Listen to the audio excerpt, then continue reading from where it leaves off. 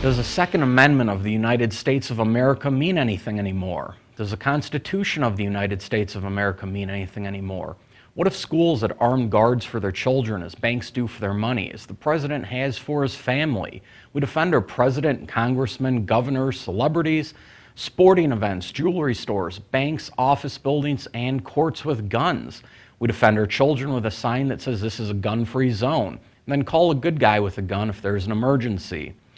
What if we had gun registration and only the law-abiding showed up to register their guns? The criminals sat at home and laughed.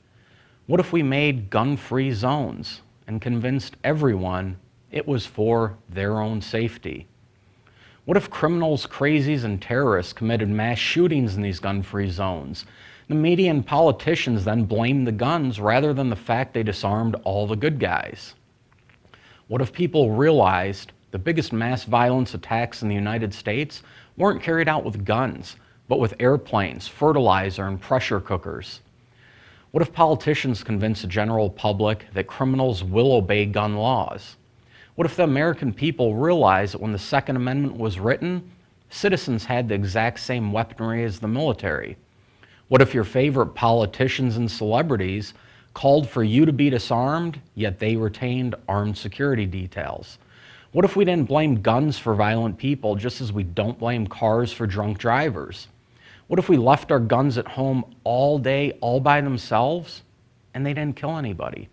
What if the American public learned that only 3% of gun violence happens with these so-called assault weapons, yet the politicians want to ban and restrict them?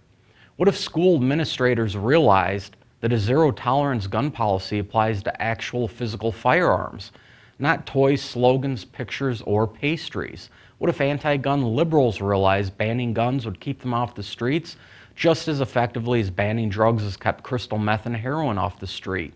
What if there were only two ways to shield yourself from an attack? Holding your hands in front of your face and cowering down, or drawing your firearm and giving the attacker your full-sight picture? What if I told you gun-free zones simply create a safe work environment for criminals?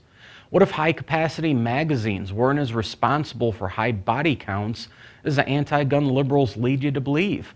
On August 1st, 1966, Charles Whitman killed his mother and wife, then killed 14 people and wounded 32 from a tower at the University of Texas. The weapon was not what liberals consider an assault weapon with high-capacity magazines. It was a common hunting rifle, a Remington 700 bolt-action rifle with a 3-round internal magazine. What if California passed an assault weapon and high-capacity magazine ban and it did not deter crime? What if an anti-gun California state senator was arrested for illegal gun traffic into street gangs? What if the anti-gun politicians acknowledge that nearly 2/3 of the deaths from firearms are suicide-related and that we need mental health treatment, not gun bans? What if we realize we don't need any more laws? There are plenty of laws on the books that just need to be enforced. Murder, attempted murder, assault and battery, assault with a deadly weapon, illegal discharge of a firearm, violation of civil rights. These are laws we have in every single state and at the federal level. When someone attempts or commits murder, they can be charged with breaking some or all of the laws mentioned. Each one carries harsh sentences ranging from decades in prison to the death penalty, depending where the crime took place. Yet prosecutors let criminals plead their cases down to nothing more than a slap on the wrist. And judges give sentences that run concurrent rather than consecutive for these serious crimes. What if I told you the phrase common sense gun laws is anything but common sense? By definition, a criminal is a person that breaks the law. What exactly is common sense about passing more laws in an attempt to stop a criminal from committing more crime? What is the Second Amendment loving patriots of this country got sick and tired of this constant attack on the law-abiding?